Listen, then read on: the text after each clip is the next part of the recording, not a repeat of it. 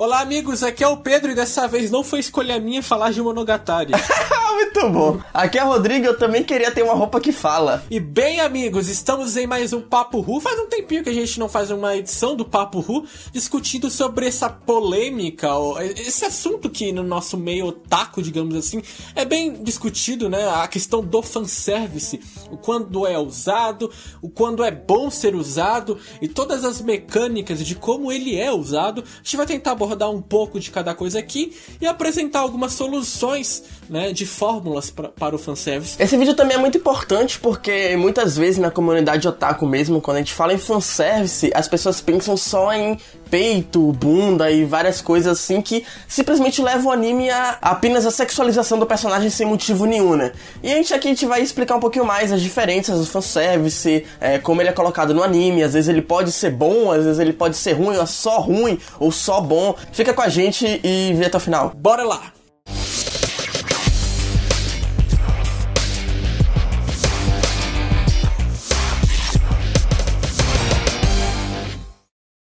Fanservice basicamente são elementos adicionais que são colocados em uma obra com o intuito de chamar a atenção do público e fazer com que eles se mantenham presos.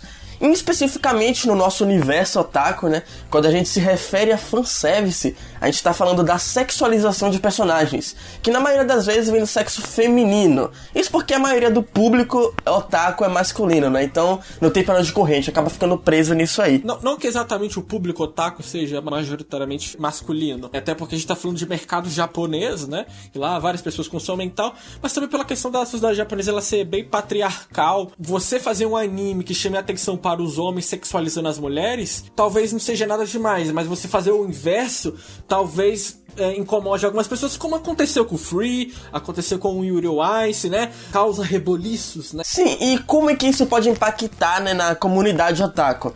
Basicamente, isso não é surpresa pra ninguém. Anime, como qualquer outro audiovisual, é um comércio. O que significa que o principal objetivo do anime é manter um lucro. E por causa disso pode acabar prejudicando algumas histórias, algumas obras que poderiam vir a ser algo de extrema qualidade.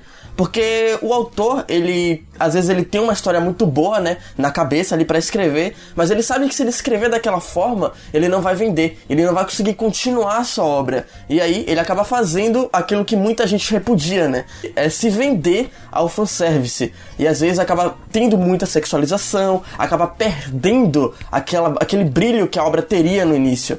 A gente até vê que algumas obras que não tem isso, não tem o lucro que deveria ter. Exato, muitos autores, roteiristas de anime, e principalmente o que vem crescendo muito, autores de light novel. O que é bizarro, porque a light novel não tem imagem. Vários autores colocam o elemento fanservice e que acaba virando uma espécie de, entre aspas, categoria, que é o ecchi. A partir disso, ele atrai pessoas para comprar o seu conteúdo, o Blu-ray do anime, os volumes ali do mangá, a light novel. Só que, como o Rodrigo disse, muitos autores acabam tentando apelar demais nesse ponto de fanservice, que às vezes a obra deles só vira esse ponto, né?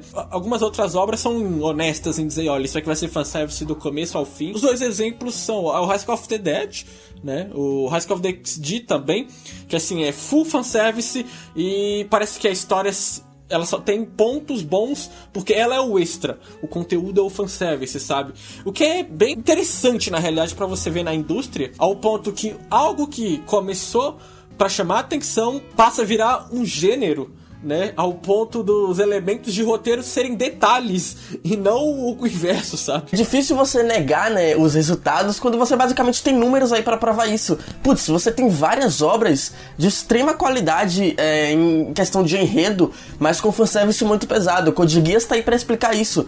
Pô, é um anime de completa estratégia, mas uma hora ou outra você vê muito peito, muita bunda, sabe? Exatamente pra poder chamar a atenção do público e ficar preso ali. E eu tenho certeza que muita gente assiste o Code Geass muito mais por causa das personagens do que por causa da própria história.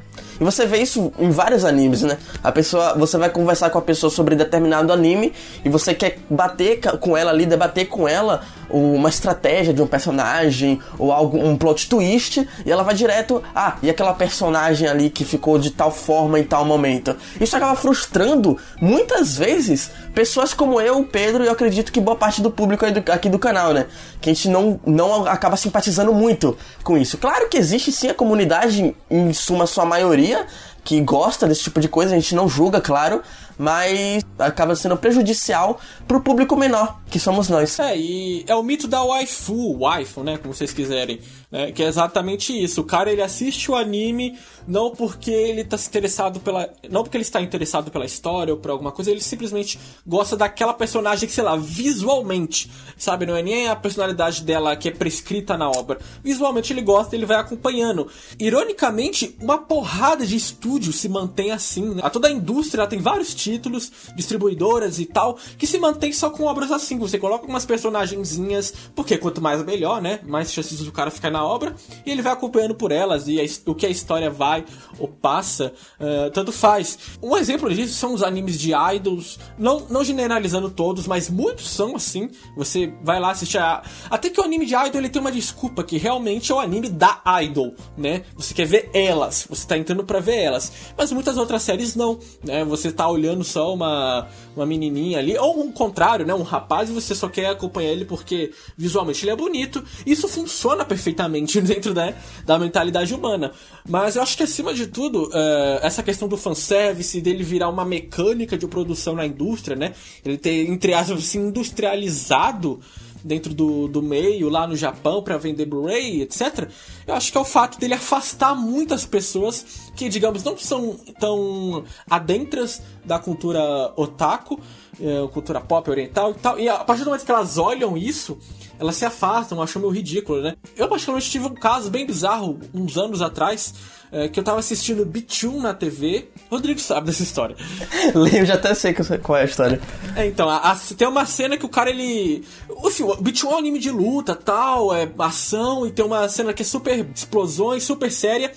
E aí, uma hora a menina desmaia, né, no meio do conflito, e o cara vai lá e puxa pra cima a saia dela pra poder ver a calcinha. É tão sem nexo ali dentro daquele plano de sequência de ação, e minha mãe viu isso, né, que eu tava vendo na sala.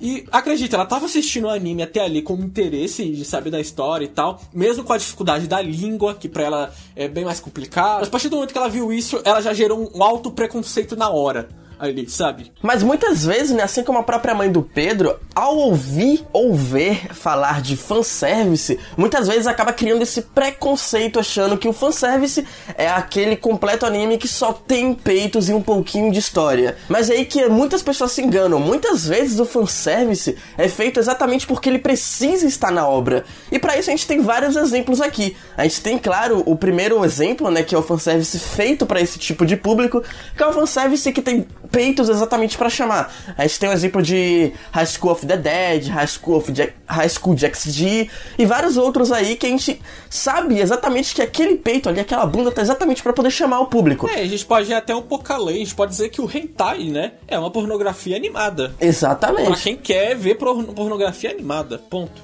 Então, muitas vezes, esse tipo de anime é exatamente o que todo mundo acha que é um fanservice. Mas aí entra animes como Kill la Kill. Todo aquele fanservice é feito exatamente pro humor do anime. Então você tem ali toda uma trajetória da Ryuko em que ela não aceita inicialmente ficar despida. Ela não aceita inicialmente ficar daquela forma, vestida daquela forma. Tem todo um debate na obra, né, sobre a vergonha, né, sobre ficar nu, né, tem um debate desses dentro da obra. Isso, ela não aceita ficar para aquelas pessoas daquela forma. E aí você tem esse tipo de debate em que a personagem sabe a forma que ela está. A personagem sabe a forma que ela está vestida. E mesmo assim ela tem todo um desenvolvimento para começar a aceitar aquilo dali. Então, além de ter sido um fanservice pro humor, você tem um fanservice que ele é trabalhado de uma forma correta, né? Não é igual o primeiro público em que a personagem muitas vezes bota o peito na cara do homem e é como se ela não soubesse que aquilo estivesse acontecendo, sabe? É como se fosse a coisa mais natural do mundo. Enquanto no Kill la Kill você tem a Ryuko, ela se adaptando àquele tipo de coisa. E claro, a gente não pode deixar de falar que Kill la Kill usa também o fanservice pra criticar, pra fazer uma crítica social, né? Então, caso vocês queiram dar uma olhada melhor, A gente tem o papo... A gente não tem papo de Kill la Kill, cara. A gente não tem papo anime de Kill la Kill. A gente não... Caralho, a gente vai falar futuramente num papo de Kill la Kill mais aprofundado sobre essa questão da crítica social, mas no geral, o fanservice no Kill la Kill é um fanservice mais voltado pro humor, né? Em uma via mais séria, né? Não pegando o exemplo do humor, porque o humor ele é até fácil. Nós temos Monogatari Series, né? Que é uma obra muito conhecida pelo seu fanservice, que em alguns momentos é exagerado, em outros momentos ela casa diretamente com a obra. Tem muitos momentos que fanservice nas meninas é um símbolo de sexualização delas, entrelaçando com a história da obra. Mas a gente pegou uma cena no começo do Bakemonogatari, no episódio 2, em que o Araraki está conversando com a Senjou Gahara, e o relacionamento dos dois ali no começo ele é muito ácido, né? Aliás, inteiro. Sim, o anime inteiro, né? E aí ela tá criticando ele, né? Zoando ele, destruindo ele ali verbalmente. Ela se mostra essa pessoa dura pela série inteira. E ao mesmo tempo que nessa cena ela está agredindo ele verbalmente, ela está se despindo na frente dele, meio que fazendo uma espécie de referência, porque ela é uma personagem que tem um passado conturbado sexualmente, né? Ela tem uma personalidade ácida, ela não consegue expressar os sentimentos dela verbalmente, né? Falar com ele, expressar todo o amor, aquele sentimento inicial de paixão que ela tá sentindo ali no começo do arco. Ela demonstra isso com a nudez. Ela se despir, né? Porque na convicção dela, ela chama uma amizade, ela chama o início de um relacionamento através do sexo, ou através da imagem da nudez, né? Fazer que ele se interesse por ela, pelo diálogo, já que ela é uma pessoa ácida, já que ela é uma pessoa que vai criticar ele verbalmente, mas pela imagem do corpo dela. E o Monogatari tem várias cenas, a gente poderia fazer um episódio só de fanservice em Monogatari, né? Com certeza. Mas essa é uma cena que é bem contextualizada, essa questão do fanservice na obra, né? Sim, é um fanservice mais pra contar a história, né? Não é um fanservice só pra chamar um público. Sim. Contar a história e explicar, né, a rigidez e a personalidade da personagem, né? Faz sentido ela fazer aquilo com aquela personalidade que ela tem e com aquele passado que ela tem. Sim, é aquilo que a gente sempre fala, né? Tem um motivo pra ela tá fazendo aquilo. Não é algo assim, vou tirar roupa porque eu quero. O que acontece no primeiro público, que muitas vezes isso acontece de uma forma recorrente. Bem, e continuando nessa linha séria, nós temos o Evangelion, ou Evangelion, se você preferir, obra do Hideaki Anno, né? Bom, é talvez um dos animes mais conceituados aí. Olha só que engraçado, todos os animes que a gente citou como exemplo não tem papo anime aqui. Verdade, tá faltando. E bem, o Eva ele tem uma crítica ao longo da obra, que não vem aqui ao caso debater profundamente, mas ele, durante toda a sua trajetória, ele faz uma crítica ao escapismo, né? Principalmente ao escapismo otaku, ou digamos, não otaku, mas o escapismo da vida real mesmo, que geralmente é entrelaçado aos otakus, né? Principalmente aquele modelo extreme que nós temos de otaku japonês. Inclusive o Hideaki Anno ele dirigiu um curta, né, o Mi Mi Mi, que é sobre isso. Vai estar link no post se vocês quiserem assistir, que é sobre exatamente esse mundo profundo otaku e a fuga dele da realidade. E o Eva, ele tem esses elementos. Então, e muitas vezes o fanservice no Evangelion, ele tá ali para fazer uma certa crítica, para mostrar o escapismo, que o personagem está totalmente centrado em ver fanservice em uma mídia, em ver fanservice em algo que não é real. Afinal, gente, anime não é real, né? É uma ficção, entretenimento. E ao mesmo tempo que o Shinji, que é o personagem, ele entre aspas, mostrado a mulheres, né? O círculo dele, ele tá inteiramente composto por mulheres. Ele não tem a capacidade, ele não tem a coragem de ir avante. Ele tem um medo, tal. Ele tem essa fuga da realidade. E assim, a obra, ela constrói essa mitologia da fuga da realidade através do fanservice como um exemplo, né? Sim. E qual seria o futuro do fanservice, né? Já que a gente tem vários tipos de fanservice e a gente sabe que ele pode impactar na comunidade otaku. Na verdade, particularmente, eu acho que vai continuar seguindo da forma que tá, sabe? A gente citou aqui vários tipos de fanservice. Os autores, apesar de tudo, apesar de alguns acabarem se vendendo pra essa indústria e acabando estragando as suas obras, a gente sabe que tem uma grande parte, claro, não a maioria, que sabe trabalhar da forma correta e sabe usar dessa arma de uma forma que não estrague a sua história. Então eu acredito que o futuro vai seguir basicamente assim, da mesma forma, não vai modificar muitas coisas, né? A gente vai ter o fanservice pro público maior, que é o fanservice com pouco enredo, muito peito, muita bunda, o fanservice mais focado pra um humor ou pra uma crítica social, pra contar a história, e muitas vezes pro escapismo, e eu até espero que tenha bastante pro escapismo, porque o escapismo, eu acho que ele é um ponto muito interessante nos animes, né? Então, basicamente pra mim, eu acho que o futuro do fanservice vai ser quase o que tá agora, sabe? Com poucas modificações, e eu espero que essas modificações sejam pra melhores, com mais tópicos, assim, que venham acrescentar nas histórias. É isso, esse foi o nosso Papo Ru sobre fanservice. E qual a sua opinião sobre essa mídia que já virou uma categoria, né, o ecchi? Comenta aí sua opinião, comenta o que você achou do vídeo. Acho que a gente falou alguma boboseira aqui, quer corrigir alguma coisa, quer acrescentar algo, usa os comentários pra isso. E lembrando que eu e o Rodrigo temos nossos twitters que vão estar aí na tela. Também tem um Twitter e a página do HCTV que vocês podem visitar para acompanhar nosso conteúdo, fora um lugar que seja o próprio YouTube, beleza? Então é isso, até a próxima, falou! Olá, amigos, aqui é o Pedro, e eu esqueci a minha frase de entrada. Ué? Tá porra, quase vomito.